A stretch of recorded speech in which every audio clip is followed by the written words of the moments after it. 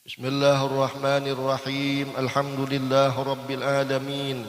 Allahumma shalli wa sallim wa barik ala sayyidina Muhammadinil amin wa ala alihi wa sahbihi ila yaumiddin. Rabbi shrah li sadri wa yassir li amri wahlul 'uqdatam min lisani yafqahu qawli. Shadaqallahul azim. Pada pengajian Tuan Syekh Abdul Qadir Al-Jilani qaddasallahu sirrahu pada hari Ahad pagi 10 Syawal tahun 545 Hijriah, di situ beliau memberikan nasihat kepada murid-murid beliau, yang mana beliau berkata, berpalinglah dari dunia. Berpaling dari dunia bukan berarti meninggalkan aktivitas-aktivitas keduniaan sepenuhnya. Pekerjaan-pekerjaan dunia tetap kita lakukan karena kita hidup di dunia ini, seperti berkebun, berdagang, bertani, dan bermacam bentuk pekerjaan. Yang penting pekerjaan itu halal, dan daripada pekerjaan-pekerjaan duniawi itu hendaklah kita dari segi pikiran, hati ataupun perasaan tetap dalam keimanan tauhid akan Allah Subhanahu wa taala, juga tetap berada pada melaksanakan segala apa yang diperintahkan oleh Allah terhadap kita, dan menjauhkan diri lahir dan batin dari segala apa yang dilarang oleh Allah. Berpalinglah dari dunia, juga berpalinglah daripada akhirat. Berpaling dari akhirat bukannya kita tidak mengerjakan pekerjaan akhirat, karena pekerjaan-pekerjaan akhirat itu jauh lebih mulia daripada pekerjaan-pekerjaan dunia. Sembahyang pekerjaan akhirat, puasa, bayar zakat, naik haji bagi yang mampu, kemudian membaca wirid seperti istighfar, sholawat, Al-Quran, zikir, tahlil, tasbih, tahmid, takbir. Itu pekerjaan akhirat. Tapi hati berpaling dari akhirat, namun menghadap kepada Allah, sang pemilik akhirat itu. Jasmani beribadah, jasmani mengerjakan taat, tapi hati mengharapkan ridho daripada Sang Maha Penolong atas tiap ketaatan yang dikerjakan itu. Ba'amal kada berharap dunia, manisnya dunia, dan ba'amal kada berharap madunya akhirat, namun ba'amal semata-mata hendak parak lawan Tuhan, atau berharap juga tapi nang diharap ridhonya Tuhan semesta sekalian alam. Berpalinglah dari dunia, berpalinglah dari akhirat dan semua selain Allah Subhanahu wa taala. Niscaya ketenangan, penjagaan dan perlindungan akan mendatangimu dari berbagai arah. Allah akan menjagamu dan memeliharamu dari 6 arah mata angin. Tak ada satu makhluk pun yang bisa menyakitimu. Arah-arah akan dibendung dan pintu-pintu akan ditutup, sedangkan engkau termasuk dari sebagian orang yang dijaga oleh Allah. Sebagaimana disebutkan dalam ayat, Inna ibadi laisa laka alaihim sultanun illa manittaba'aka minal ghawin. Sesungguhnya hamba-hambaku tidak ada kekuasaan bagimu terhadap mereka, kecuali orang-orang yang mengikutimu, yaitu orang-orang yang sesat. Lantas bagaimana mungkin orang-orang sesat itu punya kekuasaan terhadap orang-orang yang bertauhid, lagi ikhlas karena Allah Subhanahu wa taala. Sesat secara zahir, sesat secara batin. Sesat secara zahir yaitu selama orang tersebut mengerjakan apa-apa yang dimurkai oleh Allah Subhanahu wa taala. Sesat secara batin selama dia menderita penyakit-penyakit batin yang menyebabkan amalnya hancur, rusak, lenyap, dan menyebabkan dia itu berpaling daripada Allah Ta'ala, seperti takabur, riya, ujub, sum'ah, dengki, cinta kehormatan, cinta popularitas, cinta pangkat jabatan, cinta dunia dan segala macam yang menyangkut dengan duniawi dan lupa akan akhirat. Selama penyakit seperti ini ada pada diri seseorang, berarti selama itu dia termasuk dalam kategori orang yang sesat, orang yang tidak benar jalannya menuju Allah Ta'ala.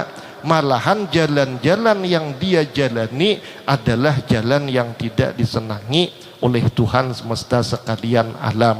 Jadi nang bangaran satu kada harus orang kada beriman, kada mesti orang nang kada beriman aja. Kadang ada orang tu Islam, tapi selama hal-hal negatif yang disebutkan tadi ada pada dirinya, selama itu dia masih belum menempuh jalan yang lurus, jalan yang benar di sisi Allah Ta'ala. Jadi orang-orang yang sesat itu tidak punya kekuasaan terhadap orang-orang bertauhid dan ikhlas.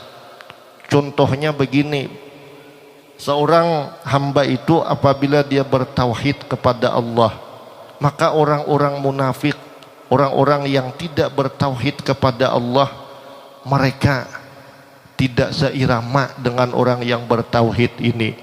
Tentunya mereka kurang nafsu, bahkan tidak bernafsu sama sekali mendekati, menemani, apalagi mengatur orang-orang yang penuh hatinya dengan tauhid. Umpama hati orang itu bertauhid, kawalih dukun memasuki, kawakah dukun memasuki, mematuhi gen kulir dukun, atau sawat mematuhi juga makrapi, tapi kada mampan. Dan orang ikhlas tidak akan mudah dimasuki oleh orang yang hatinya sebaliknya. Pian dari segi ibadah, wirid, nuntut ilmu, amal soleh karena Allah nih. Ada orang yang hatinya gampang riak, akrab lawan pian. Lalu ketika inya berkata, kita ini nuntut ilmu supaya dipandang orang baik, hati pian telah masuk kepada katakanlah latihan keikhlasan, walau belum masuk kepada ikhlas yang sempurna. Pian pasti kada senang mendengar kalimat itu. Dan ketika dia berkata, kita nuntut ilmu nih supaya dipandang orang baik, ketika kada ada respon dari pian, maka orang ini kada mungkin kawa menguasai pian, apalagi mengatur pian. Malahan pian nang bisa mengatur dan menguasai inya. Kada kaitu pangdang sanakai, kita nuntut ilmu ni kada cagar dinilai orang baik, tapi supaya kitanya nang bisa menjadi orang baik dan dinilai baik oleh Allah Subhanahu wa Ta'ala. Orang yang tidak ikhlas sulit mengatur orang yang ikhlas, tapi sebaliknya orang yang ikhlas hatinya, dia mampu memberikan arahan bimbingan atau mengatur, bahkan menguasai orang-orang yang belum masuk kepada keikhlasan karena Allah Subhanahu wa Ta'ala.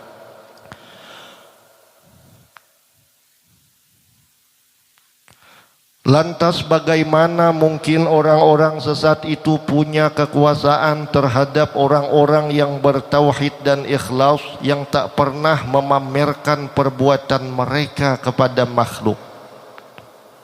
Ada kalanya mereka berbuat baik di saat sendirian, seperti beribadah malam atau bersedekah, namun tidak dapat ditutupi atau dipungkiri amal kebaikan itu ada kalanya kita disuruh bersama orang banyak, seperti sholat berjamaah, sholat Jumat, hadir di majlis ilmu secara umum, hadir kepada saruan orang,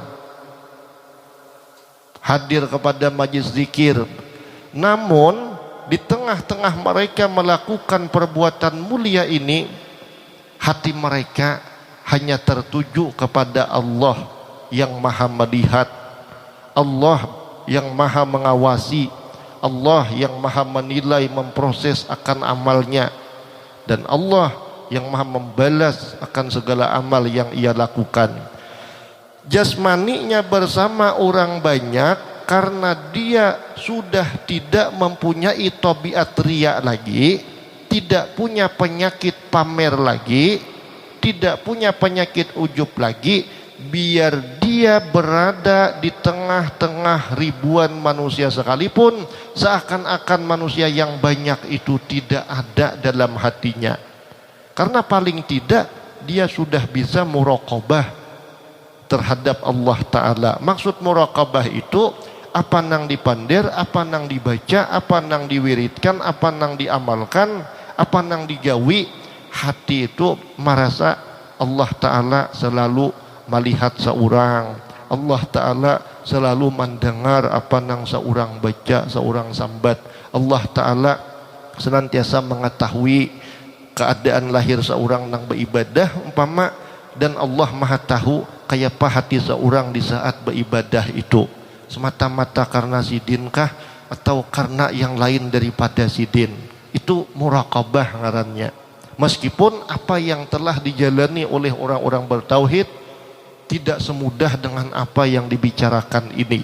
Anggap aja yang dibicarakan ini pemetaannya saja. Sisanya yang menjalani dan latihan itu kita masing-masing. Siapa yang sungguh di dalam latihan, maka dia akan memperoleh hasil yang baik.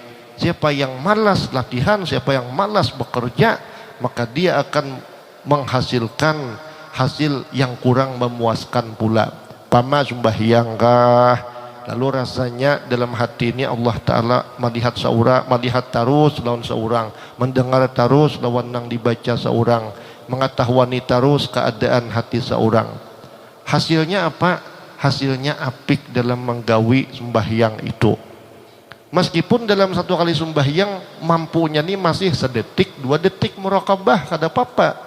Karena sembahyang berikutnya mungkin bisa 5 detik kah kawa muraqabah, dan sembahyang berikutnya mampu sekian menit, dan pada sembahyang berikutnya mampu lebih lama daripada 5 menit atau 10 menit.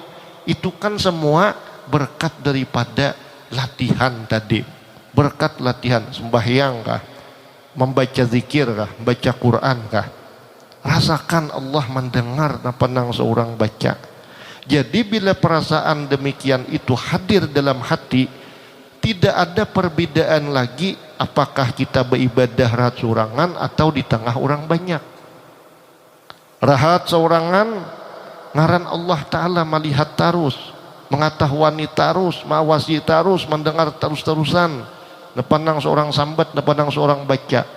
Biar di tengah hutan, biar rahat beribadah sorangan, timbul perasaan hati-hati di dalam mengerjakannya, supaya jangan rusak, apalagi jangan hancur sama sekali.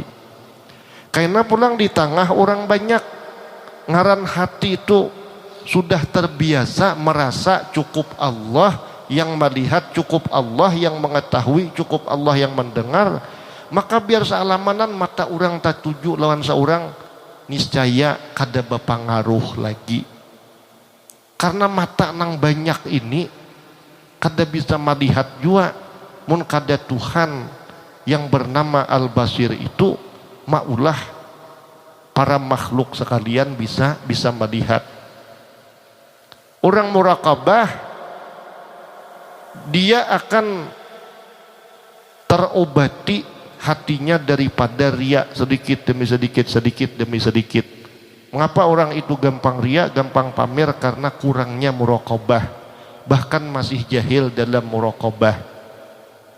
Bila beribadah di tengah orang banyak, bagus benar gawinya, karena manusia pang dalam hatinya tuh manusia nang melihat aku nih. Bila baba baca nang cagar didengar orang banyak, apik bacaannya. Karena banyak manusia nang pacang mendengar seorang. Tapi bayi-bayi ibadah seorangan kadada juajar orang melihat. Hitungan sembahyang sunat hari Jumat banyak mata melihat seorang sembahyang sunat, lalu talawasai berdirinya, talawasai rukuknya, baya hitungan sembahyang seorangan kadada juajar orang melihat aku. Pek. Assalamualaikum warahmatullah. Ini kan kurang muraqabah, bahkan masih jahil dalam hal muraqabah.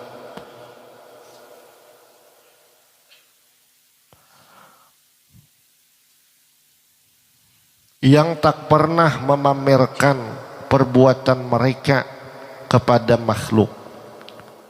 Ketahuilah pembicaraan itu berada di akhir, bukan di awal. Permulaan itu tidak bermakna, sedangkan pada akhir pembicaraan itu penuh dengan makna, penuh dengan kesimpulan, penuh dengan sama dengan. Kerajaan orang yang ikhlas berada di dalam hatinya, dan kekuasaan orang yang ikhlas bertempat di dalam nuraninya. Hati dan nurani ini dua hal yang sering dikaitkan. Sebutan hati itu terkait dengan perasaan, senang, sedih, lapang, sempit. Tapi nurani itu berkaitan dengan kesimpulan atau hasil. Ketika ada dua pilihan baik dan buruk, lalu diambil kesimpulan ini baik, maka itulah yang disebut nurani. Ketika masih memilih, ini baikkah, burukkah, sesuaikah, kadakah lawan suruhan Allah, itu masih disebut hati. Tapi ketika kesimpulan itu ada, wah ini baik, ini disuruh Allah, Allah katuju lawan nang ini, maka itulah yang disebut nurani.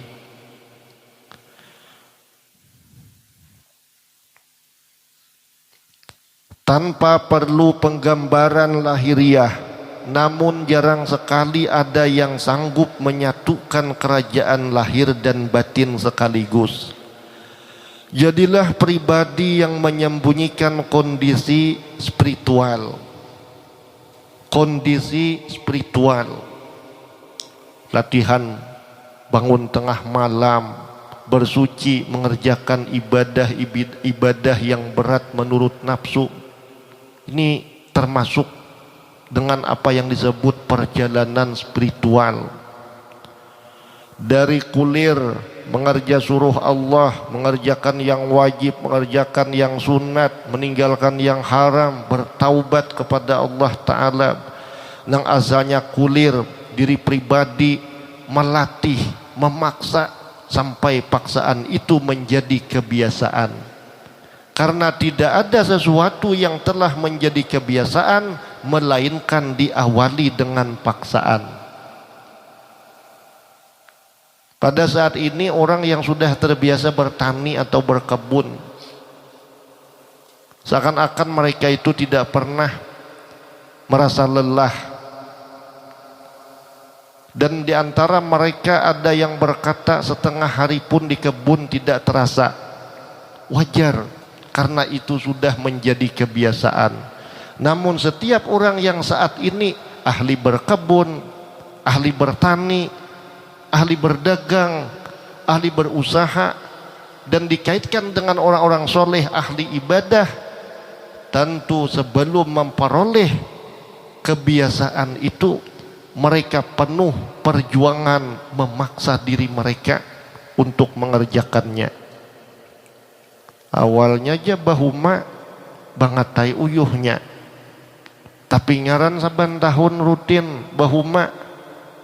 Bila hitungan kada bahuma jar seorang, terdengar orang bahumaan, asa kada nyaman hati.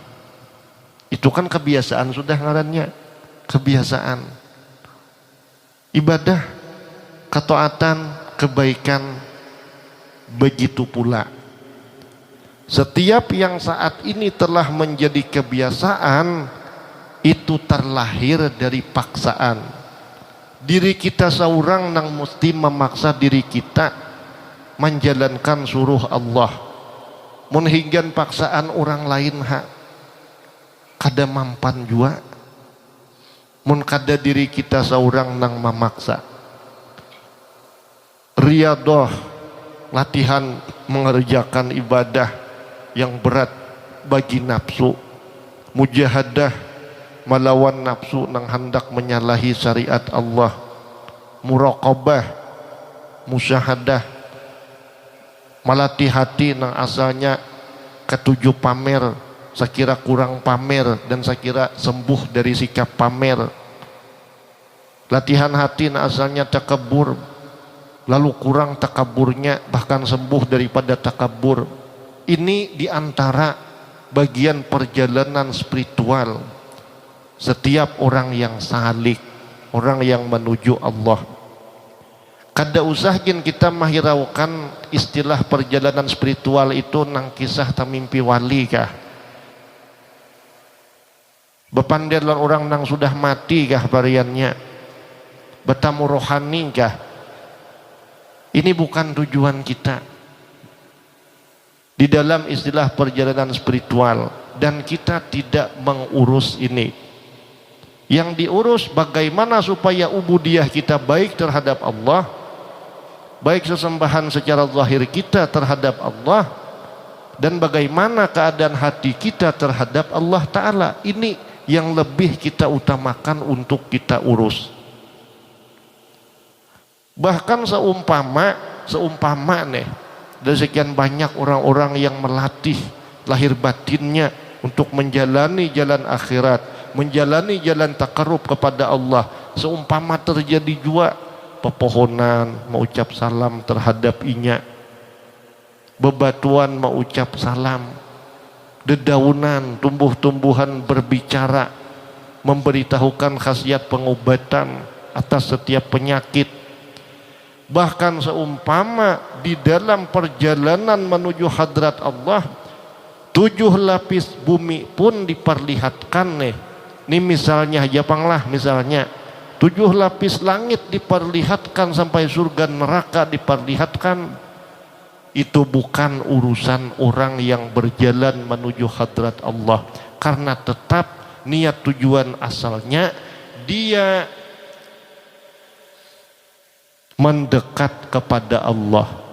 Tujuan dia beribadah untuk Allah, bukan supaya diperlihatkan isi langit, bukan supaya diperlihatkan isi bumi, bukan supaya diperlihatkan bagaimana keadaan surga dan segala macam kenikmatannya. Tetap Allah sang pemilik segala-galanya yang menjadi tujuan dari awal sampai berjalan, sampai hati orang itu mesra dengan Tuhan semesta sekalian alam.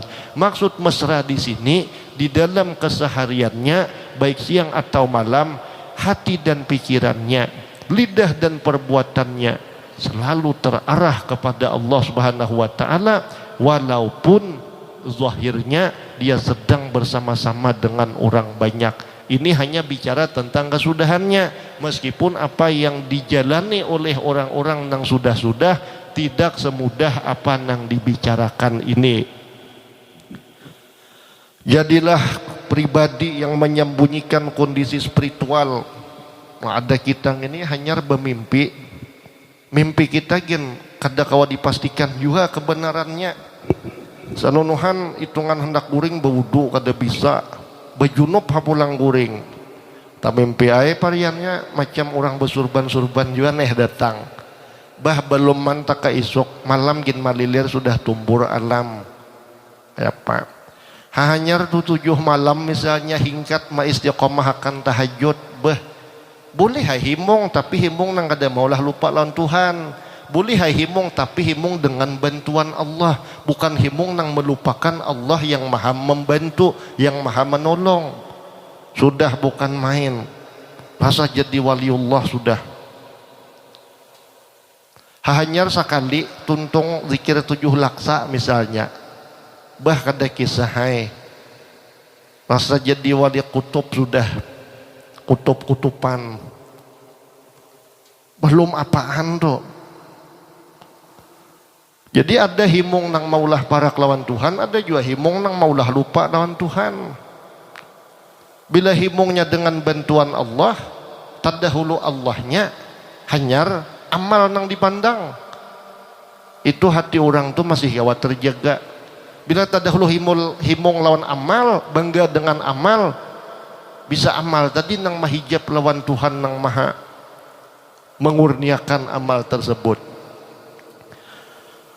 Teruslah berlaku seperti itu hingga engkau menjadi sempurna dan terus mengaitkan hatimu dengan Allah Subhanahu wa ta'ala.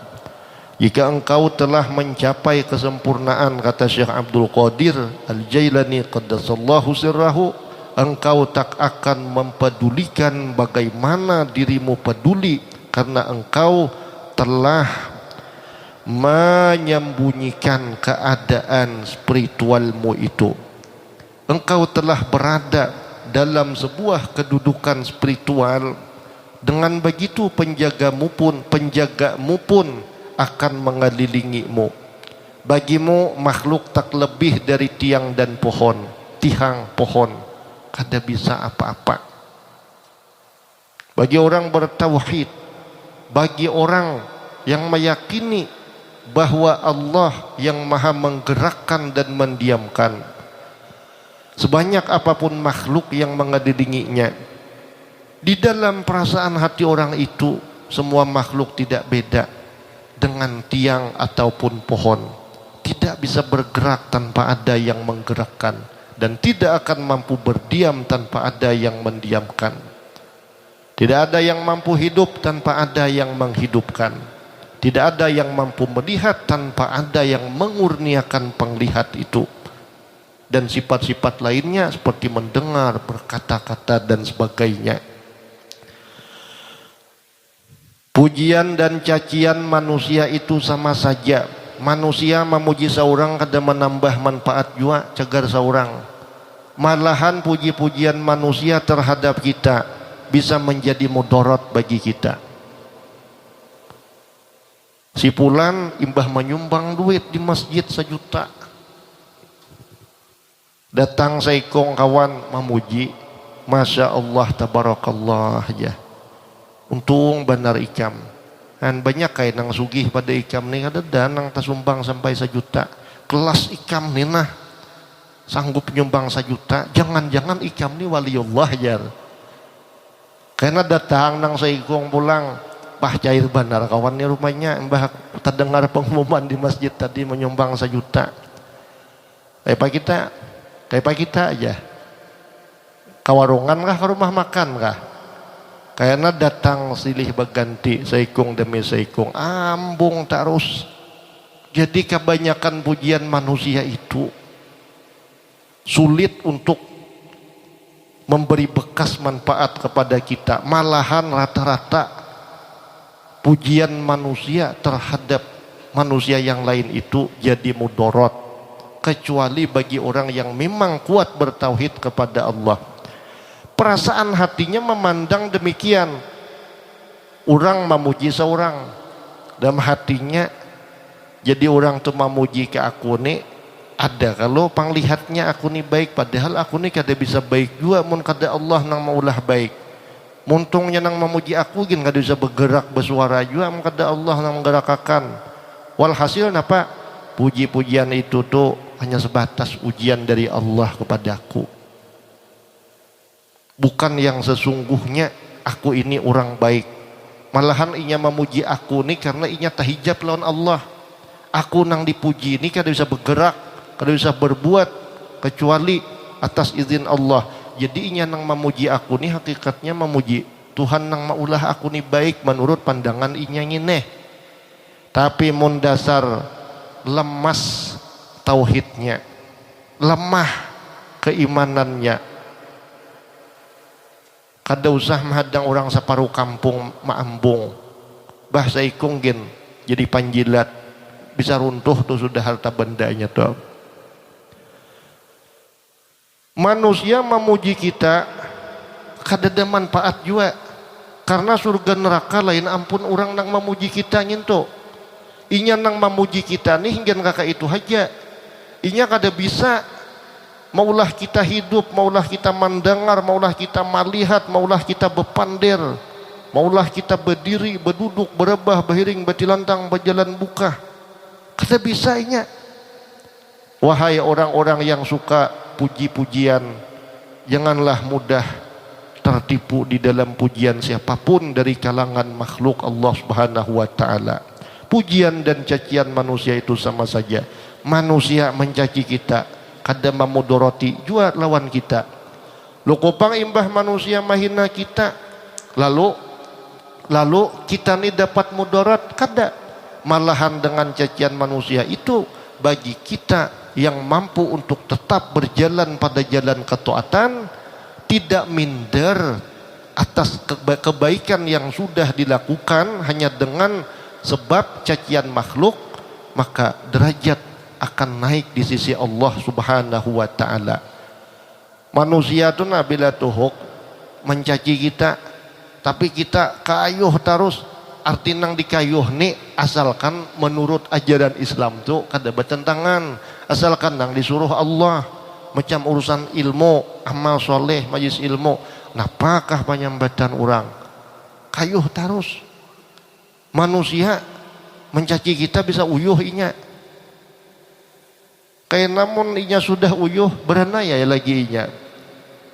Amon kita pina minder, putus asa imbah terdengar pariannya nih pemuntungan negatif dari orang, hanya 2 kali ke majlis ilmu, ustad ya orang asa tersinggung hati pariannya, kiai ya orang, lalu ampeh pas tepakalah tertipu seorang tukang caci maka kearayaninya.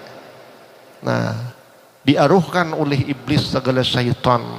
Artinya jar syaitan biar kami ini kada bebanda, banyak aja manusia nang cagar jadi jongos kami, maha huas manusia nang lain, sekiranya kada parak lawan Allah Ta'ala. Begitu pula penerimaan dan penentangan mereka. Kini engkau menjadi anak sekaligus lawan bagi mereka, karena pujian dan cacian itu seakan-akan sudah mulai sama di hati orang yang bertauhid. Kadang orang itu seakan-akan anak bagi manusia yang lain. Maksudnya anak tuh disayangi oleh orang banyak, dipuji oleh orang banyak, kada taambung juga inya. Kadang bisa menjadi lawan bagi mereka itu. Mudah-mudahan yang disampaikan ini bermanfaat bagi kita semua. Jam 10 kurang 4 menit. Ulun banyak-banyak minta halal, minta ampun atas kekurangan ataupun kesalahan. Wa ila hadratin Nabi al-Fatihah.